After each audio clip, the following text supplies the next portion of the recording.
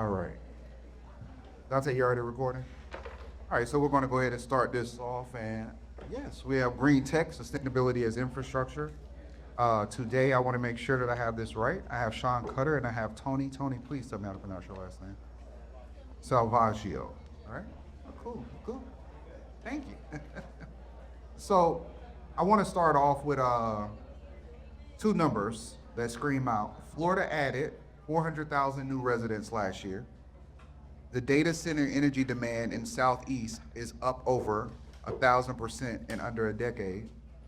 And so I just want to know what organizations are going to be put in place and who do you think is going to control this information at this point?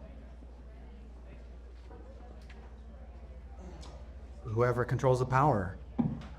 So we're looking at whoever controls the power of the data centers themselves. Yeah, that's how it is across the country, not just Florida. And I know Florida right now is rejecting some of the power centers and some of the data centers that are coming. So I think 25 of them have been turned away. So how do you think that's going to play into our role in AI, but just our role as being a green and sustainable state? Because we have other issues with flooding and hurricanes and natural disasters, which puts it at risk to some degree of why people will want to be here. But how do you think we actually control that information? Well, we're in a position where we're dealing with challenges that we've never dealt before, right? And I think that from an infrastructure perspective, we don't know what we don't know. We have never built infrastructure in this country in my lifetime. So we are now being asked to build it at a record pace that we've never actually built things in my lifetime. And all of that, we've never built any infrastructure. I want to touch on that. What do you mean by that? Can you dial in a little bit more on that point exactly? Yeah, what major project has happened across national, that compares to the national grid development in the 50s and 60s? Most of the power infrastructure was here before I was born. Yeah. I'm trying to think, when were the actual Ethernet cables laid down for Wi-Fi?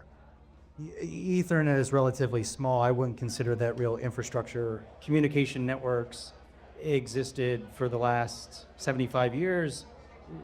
There's been layers of different communication networks. When I say infrastructure build out, brand new infrastructure doesn't exist today, and in 10 years it's going to exist. That has never happened. And I lived through the shale boom, and the shale boom was not, it was still oil and gas. It was just 10x. Well, what we're doing now is 10, 20, 30x. And it's all happening right away. But the speed is definitely totally different, but we're also building the infrastructure for a different reason. We're kind of building the infrastructure for a commodity, not actually to make things better, which will go exactly against sustainability and infrastructure. I'd probably push back a little bit. I wouldn't say that what we're building is a commodity. It's the natural progression of civilization, intelligence, and that's going to make us more productive in ways that we can't even imagine right now. But does it balance out? So if you look at like what's happening in some of the states where they have data centers that have actually increased the electricity for those that are around them, it's decreased the water quality and the air quality for those that are around them. So if we start talking about the balance and it not being a commodity, to me, anything that's not essential to life becomes a commodity. AI is not essential to life. It is a commodity because it's an added value to life. It's air, water, and land is more of a essential to life. Yep. Necessary flows of life. Everything else is the extra that enriches our life, makes life easier, makes society operate better, more efficiently. So it's going to happen, but maybe bringing it back to Florida, other states, we're seeing it firsthand in Ohio, and the data center boom happened there first because Ohio created tax incentives that made it easier to get there. And then they took all the power. Well, that's where I'm from. That's where family. There's rolling brownouts now. Like, that's a thing. That was never a thing. And we have plans for rolling blackouts. It is impossible to create 50 manufacturing jobs in Fairfield County, Ohio, because there's no power left or water on the system. Wow. So we're talking about our inability to progress as a country if we don't solve this problem. The data centers have swallowed up any available power in the country. It's already happened. They wouldn't be blowing mountains, tops of mountains off in Reno if they had a choice of it. And see, I think it's a stark comparison if you think about the conversation we had and per se the energy outside of the room, thinking of AI, but we're not focused on the consequences of what AI has. Or how to deliver it. Right. Well, here's the thing, right? Sustainability implies long-term thinking. As a society, it is the first time in human history, over the past, 3,000 years, if that, right? If you're being generous, that you can think long-term. Because up to that point, you couldn't afford to even conceptualize what long-term meant because we have always been on survival mode. So, Tony, that's the interesting part. You started eSmart with $8,000 from your parents. You're now partnered with Apple. So, what's the business model that nobody believed in at first when you started with eSmart? Well, I guess also, what was your long-term vision that maybe people didn't catch on to? Well, what we did with Apple was that we had an opportunity to spend more time with them to understand how their supply chain works. And from a sustainability standpoint, what it means when you put out a hefty goal of being a sustainable company, and what does it really mean when you drill it down? Because one of the biggest issues that we're seeing in the sector is that everybody can put out their hefty goals that sound very beautiful, but when you start to drill down in the supply chain, how do you make that happen? Then that's when it becomes tricky. You know, you're talking about the contrast between where we can go with AI versus the constraints that we have as a society. Well, when I started my company, one of the quotes that caught my attention so much that made me start my company the way that I did was Gordon Brown. Gordon Brown in 2013, he was not the Prime Minister of the UK anymore. He was the head of the Education Commission, and he said one of the biggest silent threats that we have as a society is that by the year 2030, we're going to have approximately 1.5 billion adults who are not going to have the necessary skills to provide the work that society needs. So when you're talking about infrastructure, one of the biggest infrastructures that we have is the skills gap. Our digital education gap is costing us as an economy about $1 trillion. Just because if you ask around the room, just go out and ask around the room, hey guys, how does the internet work? Think about it. Yeah. Can you explain in a sentence how the internet works? Most don't know, and I think most don't care to understand it. So that will become a part of the skills gap you're talking about. Exactly. And Sean, of course, the intensity that I gave you in the beginning was because of what you're actually doing. And for those that don't know, you have a system that actually captures CO2 from a data center and uses it to grow food. So walk the room through the economics, however that works, but who's the buyer and what are we actually paying for? Because you're actually taking something to make it a profit, but you're helping at the same time. So can you kind of dive into that? I'll try. There'll probably be questions. So at the highest level, you build a data center, use a lot of power, creates a lot of heat. Everyone knows this. Everyone's heard a lot of the power that they use besides on the servers is to cool the place. And what their data center, you'll never build a data center if you don't have power. So fundamentally, we identify sites that are perfect for a data center, perfect for a greenhouse, perfect for a power plant. And we put together the entire solution to bring all of the pieces together to power data center, so they get what they want. And we put a power plant in the middle, and we use all of the waste from the data center and power to grow more food next door. That's the basic concept. gets a little more complicated when you actually put these things together. These are huge 1,000-acre footprints. Data centers are gonna build there for the next 10 years. They want to keep building, and so as the power plant expands, that they can keep building. The model fundamentally has a net benefit in every place that it gets delivered because it was assembled that way, to use waste from one process to turn it into a commercial viable product on the other side that you can make a profit from. Even if it's a small profit on food, you're still making a profit, but you get something better that data centers cannot deliver by themselves, and why so many communities are pushing back.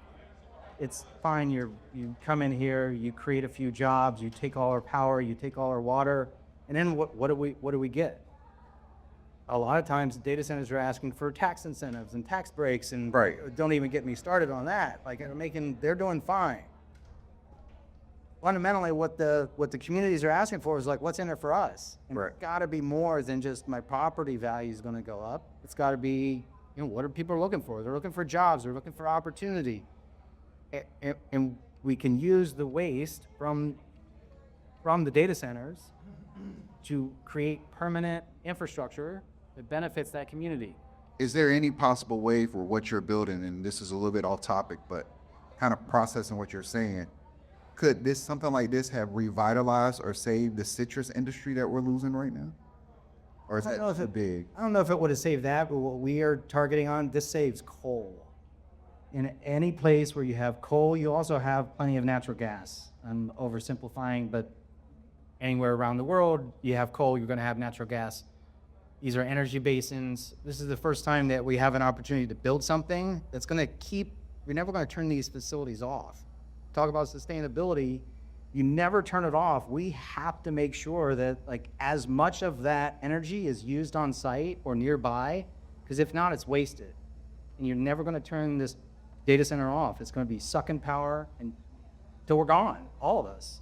You've never had a data center get turned off. All data centers in this country are leased up for the next 2 years. Wow. So, Tony, Florida's largest trash incarcerator burned down in 2023. Miami's landfills are projected to hit capacity. Tampa is growing by thousands of people a month. What's the infrastructure's failure that's closest to what's happening right now, the one that should be keeping the local leaders up at night?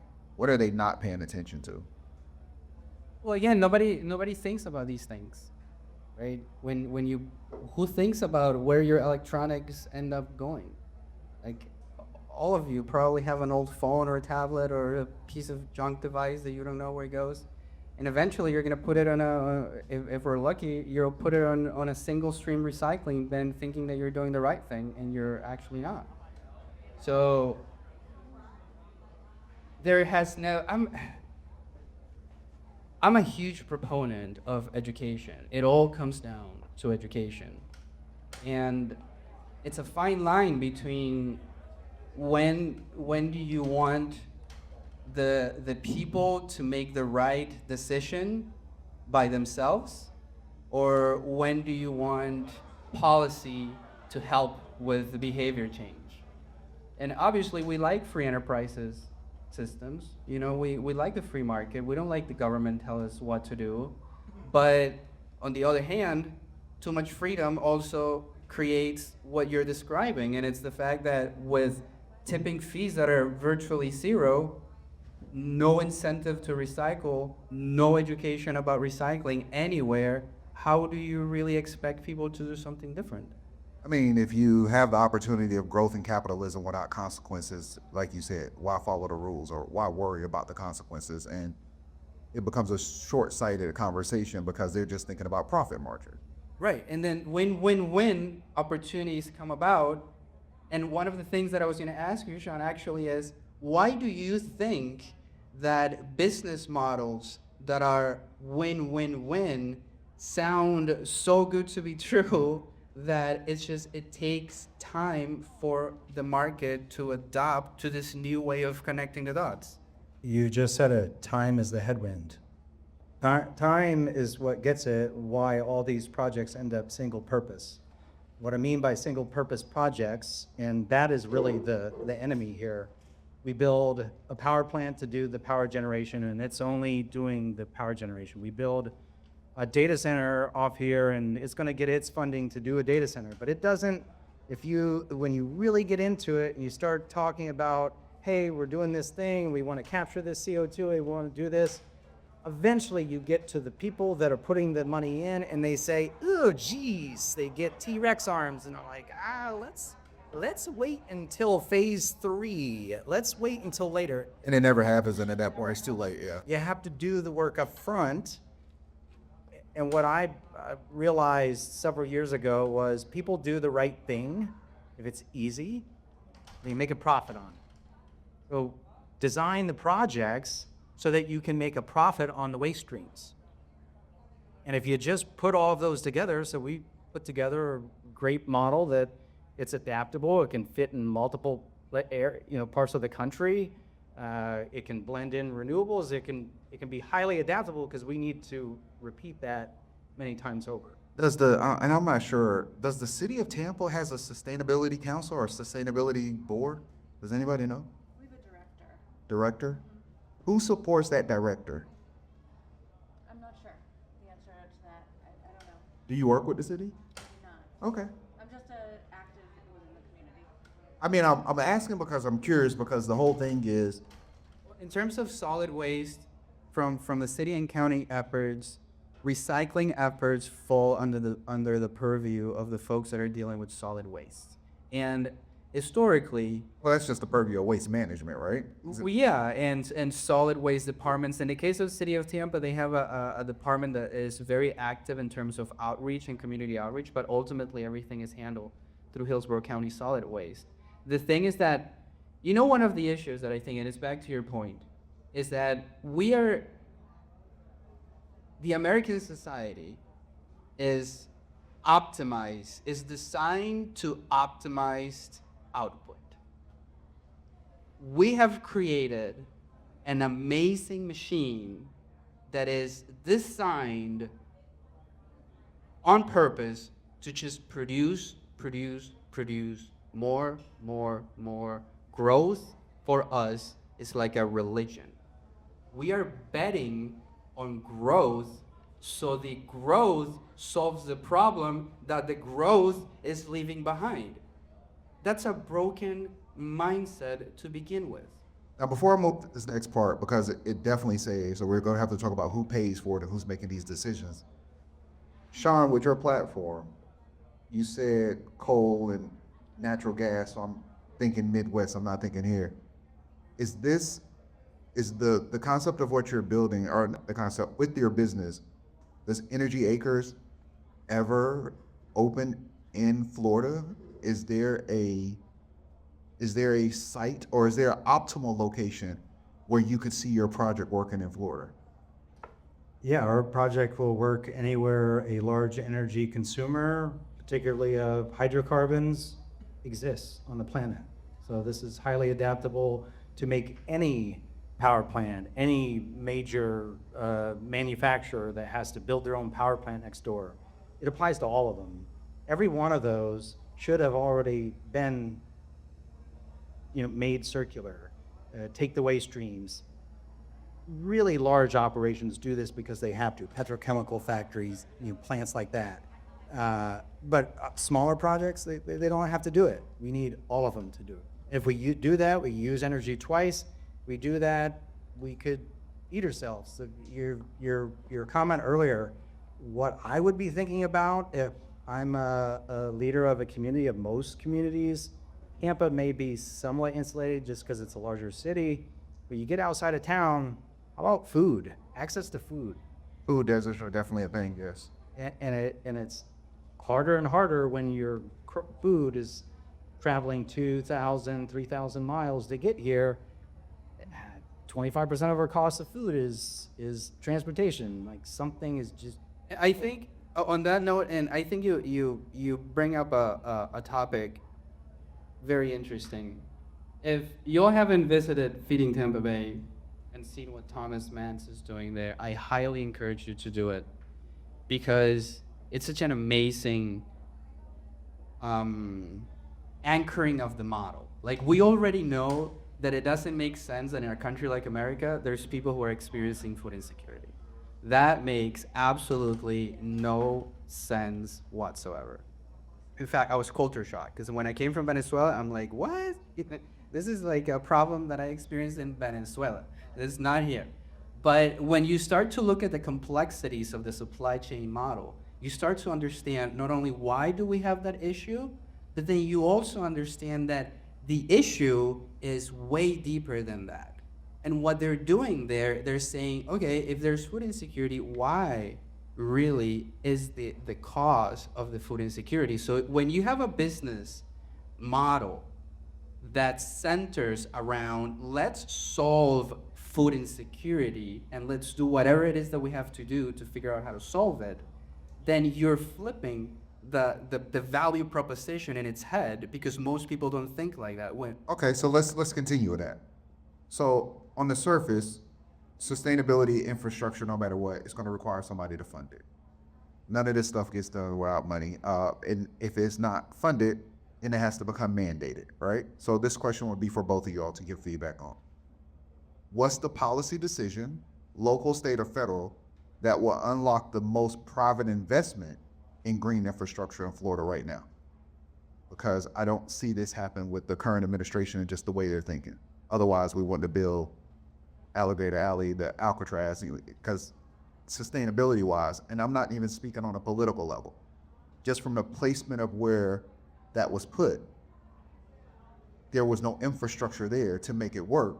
So anything was going to be temporary, and it was going to cost 3 to 5 times more if you put it somewhere else. So if we know we have that problem, what makes that change? What shifts the tide for us in Florida? I would say I would likely put minimums, some kind of floor on a project, but it's required to have a certain amount of energy reuse. None of these technologies are new. We know how to do them. It just has to be like part of it that, 30% of your energy have to be reused, or, there's different kinds of efficiency metrics that have to be a part of it. Just doing that and then clear a path. Everyone's quick to put policy changes in. What's slowing down data centers and development right now are old, stupid policies. They haven't updated zoning and regulation, and this stuff has been layered in years and years and years, and now we're doing a big project and nobody has a clue how to put all of it together, and all of it requires changes. So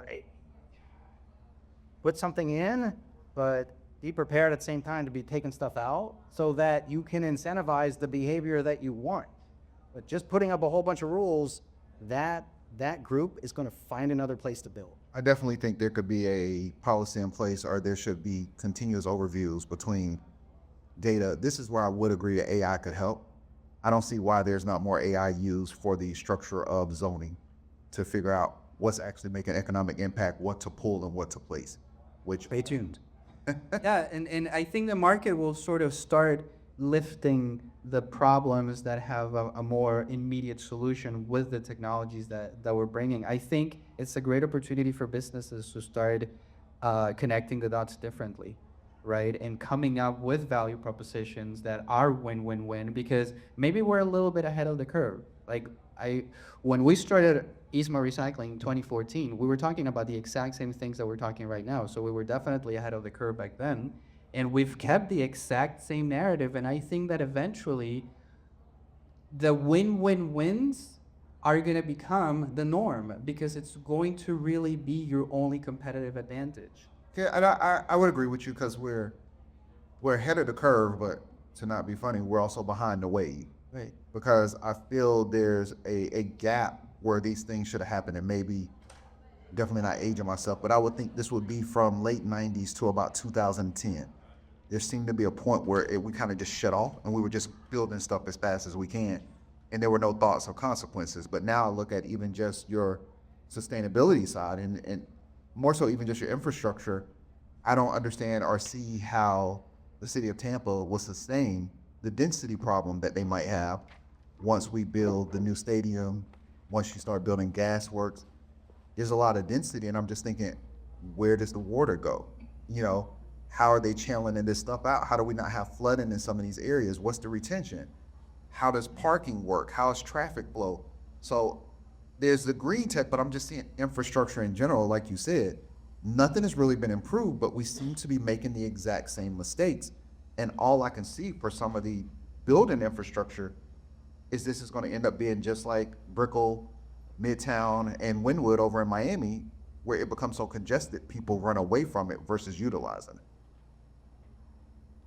It's 100%. You know, it's one of those things where, from our industry, I think from my perspective, I can speak from the change that we're trying to do in our industry. Like, if you go into the nitty gritty of how do we really solve this, like one of the issues that we found here specifically, and every county might as well. And I definitely want to talk about the DNA of your recycling company. So that's the part I was leading into. So. Well, yeah. So for better or for worse, every county is different. It might as well be a different country, depending on the services that you're providing. From our perspective, we're struggling with the fact that I can't fully understand why the school district works separate than county commission. And then how solid waste budget comes from county commission, but the school district budget comes from another place. So because my budget comes from another place, I don't give a crap about what you're doing, and vice versa. And there's never an incentive to make those two communicate with each other. So then now we're coming out and we're saying, hey, you know who would love it if we had more STEM-related curriculum? You know who would love it if our kids learn about recycling? Well, educators. So now we're sort of becoming the nexus between how do we teach kids how to recycle? So then we started setting up kids deconstruction zones in libraries. And now we're starting to develop curriculum to teach kids, to empower students, to break the cycle without having to go and apply for a bid for the school district, because then you would never do it, because procurement hasn't changed in the past 30 years. Yeah, RFPs are crazy. It's crazy. That system is not working. And so, from what I'm hearing with you, we have a structural and movement problem, but we also seem to have an educational gap that has to be fixed somehow. 100%. I think it's like every company's going to be a technology company. Every company's going to have to be an education company, because you're going to get so good and niche in the problem that you're solving that your second hurdle is going to be, well, how do other people become aware that this is a problem? So we know there's nuances in government that we can't do anything about. So I ask both of you gentlemen. You can run for office. Absolutely not. Where does the private sector stop and the public infrastructure begin for sustainability? Or is this actually going to be a problem that's only solved by a private investor that sees the value in it? Because I don't know, does government see the value in solving this problem? Government is not able to solve any of their problems. I think that's a misconception. I think that Which part is the misconception, that government can't solve it? Or because I hate to say, that procurement hasn't changed in 30 years. I don't know if Put it out to bid, they're gonna put it out to bid, and you're gonna get whoever, you know. And that's why I asked the question, Right. where's the council? Because if you don't have this takes a department. This isn't a one-person job. This isn't this is 15 people. This is R&D. This is highly skilled professionals executing this at a level that a RFP is going to depend on a quorum, a vote, the understanding and education of 5 city councils to vote on it. We're already talking about 3 to 4 years before we even get an RFP that can start to touch this problem. Yeah, already dealing with it. Energy Acres trying to bring a multi-billion-dollar project to life in a very economically depressed town, and still we get blocked by the city planner or somebody else, and it just goes out to nowhere. Like, that could kill any deal, any project that you're working on when it's 7 people across the county and city and government. Like, they can't solve the problem. They're just going to go out to the private sector and hire a company or management consultant anyway. a silver lining, though, is That's what we're asking. I'm glad. All the doom and gloom. Where do we actually make this work? I'll bring it back. I'll do it. So we had an opportunity to partner up with Oxford University, and they have a program that's led by Professor Colin Meyer. It's called Rethinking Performance, right? And the reality is that just because we're behind, I would see it as an opportunity. And it's, well, we have the opportunity to catch up because we've already seen what other communities, cities, countries are doing, and it's working. And I think the opportunity that we have here, at least again, speaking from my own personal experience, I've seen that positive attitude in this region. I've seen the attitude of let's collaborate, let's figure it out. And yeah, there is roadblocks because nobody knows what happens next. And when you're pushing somebody down an unknown path, especially if they're a public employee, it's a scary, stepping out of your comfort zone because now you're risking your job, you're risking a lot of things. So the way that we're angling is, let's create a pilot project, let's create a case study, let's do this one tiny thing that allows us to prove that the model works, and either replicate it in other areas, in other neighboring communities, and trying to slowly start the behavior change process. Okay, so what about this? If I get in contact with the city of Tampa and somehow I can get us in front of Mayor Jane Castor before she's out of office. If I said, hey, we'll put together a committee for 3 months to come up with one project that we want to put together. We'll find the funding, or we'll ask you for minimum funding to implement it. If we implement it, you make this a permanent structure of the city of Tampa's government, and the three gentlemen that's sitting on this, sitting right here right now, will chair it, and we'll start building it from there. If I was able to propose that and get it in front of the mayor, would you guys be willing to commit to doing that? Yeah, 100%. Yep. Okay, so we got that on camera. 100%. We shall do it. One of the things that we have to start lining up, and I think, listen, I see this a lot in the Hispanic community, right? In the Hispanic community, we're always talking about, well, where are all the Hispanics? Where's the attention being paid to them? Only 3% of Hispanic companies make it past $1 million. It's a crazy, crazy statistic. How do we change it? We need to have more success stories. We need to have more Hispanics that are millionaires and hiring more people.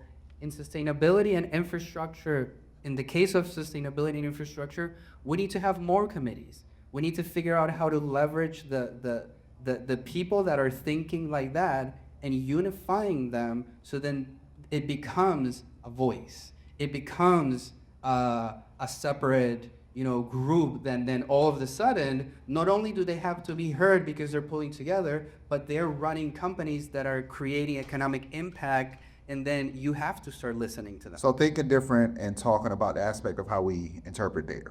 I'm gonna ask you guys a series of questions, and I'm gonna say one being the most one being the least concerning, and 5 being the most concerning. And I just want you to rate them, and then we're gonna come back with another round of questions, okay? So when we're talking about that problem, so just kind of like the infrastructure gap, I'm gonna describe these scenarios and you're gonna rate them 1 through 5. A new 500-unit apartment complex being built in Wesley Chapel with no sustainability requirements in the permit. 1 to 5. How often does that happen? It's probably 2 or 3 of them going up right now, but so 1 to 5, what's your score? Well, what's inside of that sustainability requirement? Well, it says there is, I'm sorry. There isn't any. There is no sustainability requirement. So remember now, we might get to put together this committee. We might be able to make sustainability requirements, but right now, I guess you could say from a threat standpoint, on a 1 to 5, this 500-unit apartment complex, they have no sustainability requirements. I mean, it would be hard to gauge, but I would probably give it a low level. Okay. Low 2, something like that, because it's sort of like the norm. All right, so next question. A mid-sized Tampa company refreshing 300 plus laptops with no plans for the old ones. I'm gonna tell you a little secret. There are hospitals here that are throwing their servers in the garbage.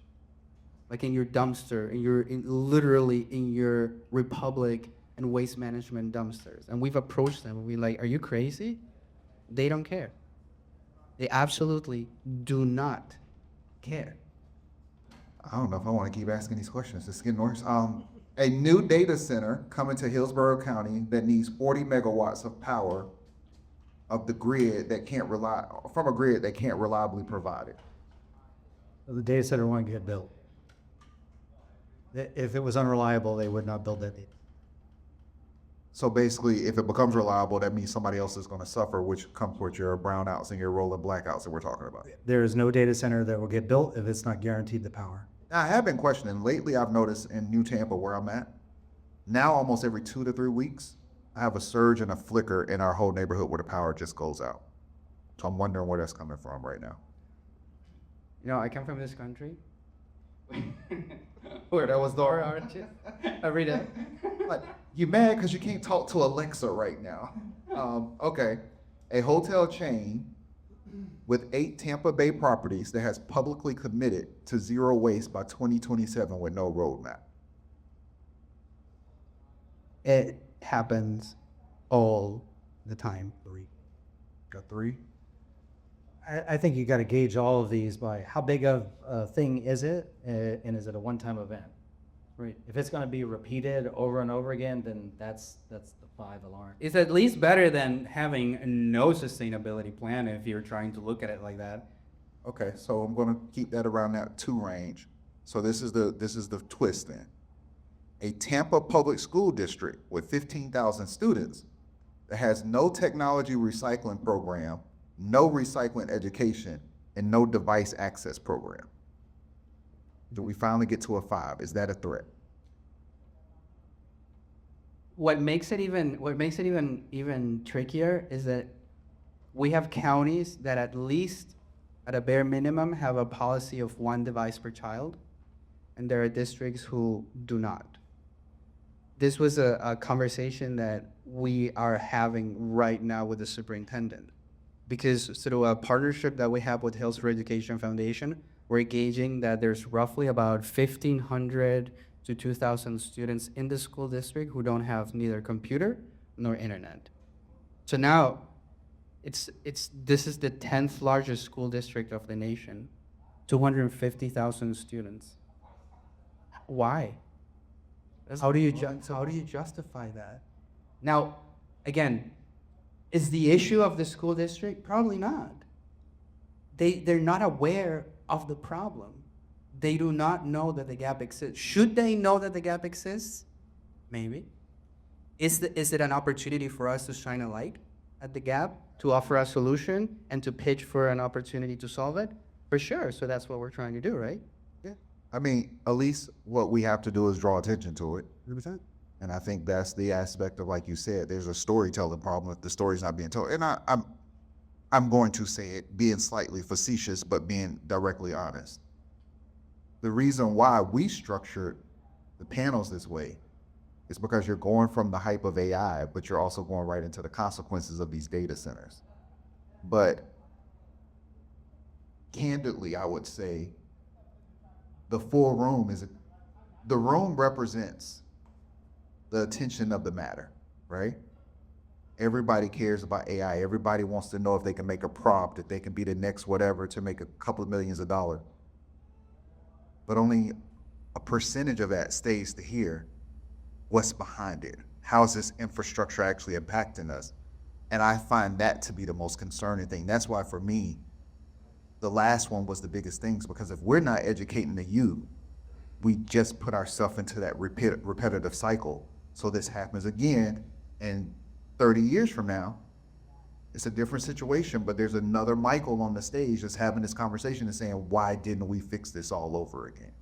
So I'm just wondering, what are some of the answers that we can put out there? What are ways to solve that? Because even if I get us in front of Mary Jane Castor, still 3 months go by before we get any kind of approval. We finally get a meeting. We didn't follow quorum. The attorney has to, the red tape starts to some degree.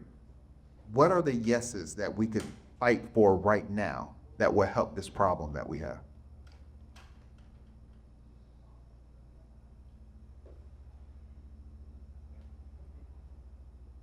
I think that we need to push. We need to, like in my case, for me, that's a very personal question for me.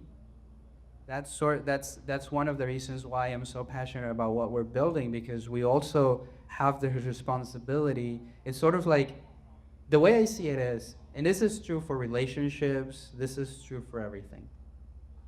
If you are seeing a gap, and for you, it is so obvious that the gap is there, and you're just baffled that about the fact that nobody is doing anything about that gap, it means that it's up to you to solve it. God is giving you the sight. Brother, I was already go out. moderating, taking pictures and everything else. I understand wearing multiple hats, but I guess I'm a country boy. I'm from Alabama. Right. So, catfish, collard greens, and grits kind of guy. So I appreciate the woods. I just don't know if we have enough people that's passionate enough, literally, when it comes to our dirt and our land anymore. It's hard. I don't know how we get past that. And it's your job to become that leader of more passionate people than to go out and raise the army of passionate people. I cannot take another. But there's some help. I mean, that's why I'm here. I'm kind of saw that over the last, since industrialization, we've spent time producing food further and further away from people. And the only way to fundamentally solve it is to solve the energy problem. Every big thing that we want to do takes a lot of energy, and if we don't solve that first, then it's impossible to solve the rest of the problems. We're doing it on the hope that someone's going to do the right thing. So I had to, like, what I saw was energy being wasted, and food, we keep moving it further and further. People, it's so obvious, like, if we just fix this energy thing and put the things in the same spot, I have to get up there. It's almost like to happen. It's almost like somebody has to do it. Okay, I gotta do it. I gotta. Well, you know what? I'll commit this. These are big, complex problems, and what we need is people to be. I want to reconnect people to food, and if they know that, and they see that, now they can tie this project and this data center project to something meaningful and impactful, not just this AI doing. Pie in the sky, yeah. I'll commit to being a better storyteller. I think it's one of those things where you say, no matter what we do, this is a topic that's never left off. This is a conversation that's had. Like, I don't want to talk about AI without talking about the consequences of data centers. So my commitment will definitely at least be the storyteller. Out of respect to everyone's time, anybody have any questions they want? Yes.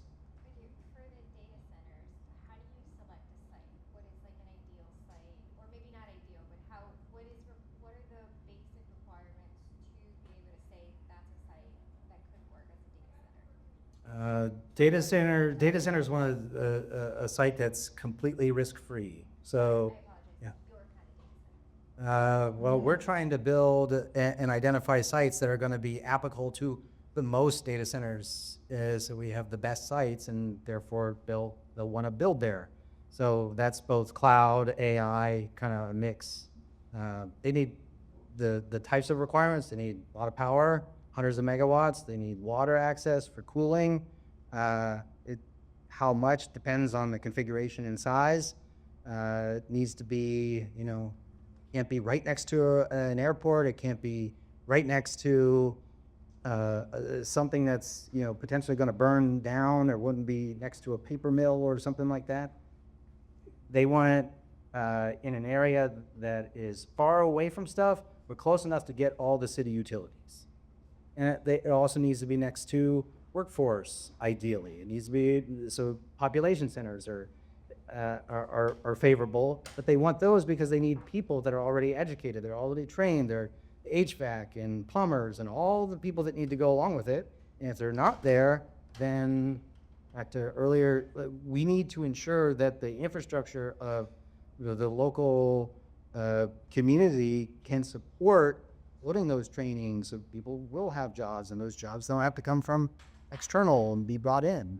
Is it fresh water or any water? They could just need municipal water. They're really just using it to create steam to cool. That's how the water is used. There's a lot of negative negatives being spouted about data centers contaminating water. Doesn't happen. Like that, it's not a thing. Like they're using it to cool. These are in every high rise has the same cooling systems, you know. So there's a lot of noise. And So some of the information is just not being clearly conveyed to people. I I understand. don't know if I answered all the requirements you were. For yours, I guess, you also did, you said you're gonna then use it to grow, so do you need also the land for just agriculture? Oh yeah. When we're getting land, we're getting enough land for the entire footprint. We think as campus ecosystem. So enough land for all of the data centers that need the power plant, and anything else that gets built. Not just a greenhouse, cold storage, distribution center. We're looking at mixed use industrial buildings that make use of the waste, so they get discounted heating and cooling or near free. If you can deliver infrastructure and you eliminate the cost of heating and cooling, and doing that in Florida, would be pretty important. And I guess I will be looking at in mileage. What's the footprint of something like this? How big would it be? Or I guess acreage. Our footprints are 500 to 1,000 acres. When we started, they were 100, and data centers kept asking for more because they're tired of going to find new sites too. They want to find one big project, and I can build here, and I'm going to build for a couple years, and I'm going to go right next door, and I'm going to go right next door, because I'm through finding new locations. Go put it in Alabama. They need something. Any other questions? Go ahead. I don't have a question as much as I just have maybe a little glimpse of a possible solution to some of these frustrations. I mean, you use the word, a gap. That frustrates me terribly when there's a gap, especially if I have a vision and I feel like I could make a difference. Well, I would just like to remind everybody that you actually can make a difference. Your local government really does listen to you. They do. They want to hear from you. They kind of have to make decisions based on what you provide, especially if you show up in numbers. So, going back to the zoning, permitting, etc., I'd like to offer that the city of Tampa is revising their comp plan right in this moment. They hold neighborhood meetings. You can show up and you can ask questions. You can go online and see exactly the maps of what's going on and what changes they're proposing, where they are in the process of submitting this to the state. And Hillsborough County is in the process of redeveloping their land development code, which has not been revised in total for almost 30 years. So yes, you're seeing a lot of stagnation and things that don't make sense, but we're in the process of making it better, and we need the voices of the people. I would have to say, I 100% agree with you. At least Hillsborough and Tampa listens. I will give you that. Now, my counter to that, there's about 70 other cities, 10 other counties that don't have that listening ear. The problem is there's some people that they're only focused on, which is of course our primary moneymaker, which is tourism. So a lot of these things are falling on deaf ears. I've personally worked with Dante, how many different cities have we worked with at this point? 20 plus? Yeah. I've worked with at least 20 different cities, at least 7 different CRAs, and probably about 10 to 12 counties. This has been one of the counties that has been the most open and listens the most. I will give you that. The problem with Florida is more counties and more cities need to operate like this. The CRAs, the DDAs, and the other, I don't like the strong mayor system that's on the East Coast. One of the reasons why I moved here wasn't just to get away from the East Coast. It was strategically how this town is put together. And I call it a town because to me, it's spread out enough where we have a city, but there's still that home feeling of being a town. That's what I love about Tampa. When you're in, and this might be over-explaining, we talked about this earlier, but for some people to understand, when you're in Broward County, there's 30 different cities.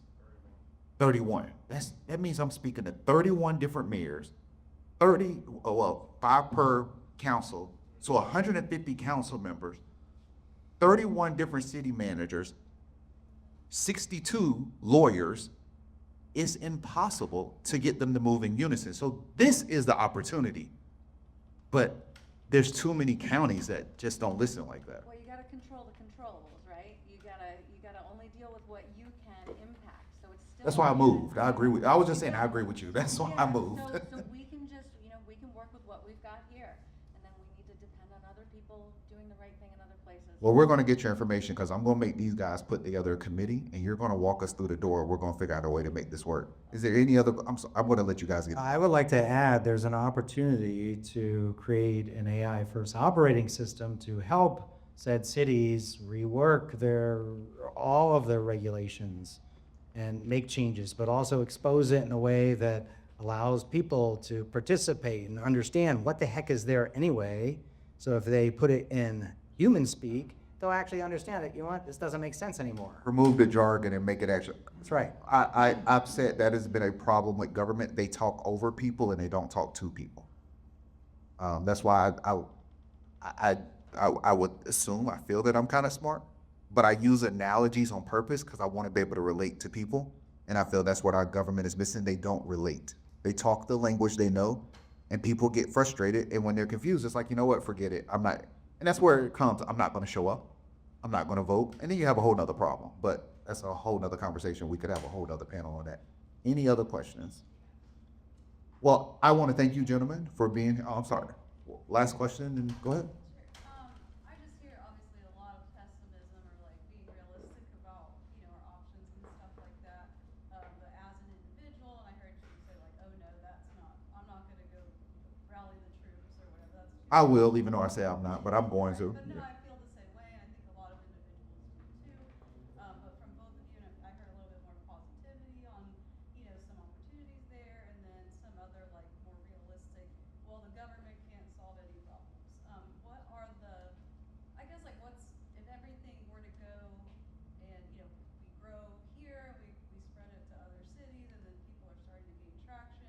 If everything goes right in that direction, like what would you two say your vision is that like, could roll out if everything was perfect? Just So trying I'll summarize it just because probably won't pick it up on the mic, and I just want to make sure. So basically, we're looking, if it was a silver lining, if it was almost a perfect world, and we could execute it without a resistance or a heavy resistance, what would be the plan that would be implemented? Yeah, like what would they think or you think? Well, I think his would definitely be find somewhere where we can get 500 to 1,000 acres. So that's going to be a placement issue, and who's going to give up that land that's not trying to build out another resort or a hotel or something like that? Well- I'm talking about the state of Florida. The data centers are already going to be built. What I'm suggesting is that make use of those projects. Make those projects public-private partnerships to what can you do? I think public-private partnership is the only way. So it is I've thought not up a lot this. it is not the city or anyone doing it alone. These projects are so big, they take everyone to be involved. That is the challenge. So we've never lived, and then I said I would leave something positive. We've never lived at a time when we had this much power to affect change. Like the science has been proven on all these sustainability technologies. We have been capturing CO2 and pumping it down into the ground to produce more oil for 50 years. We've been doing this, and we could make money on it. We could produce more oil.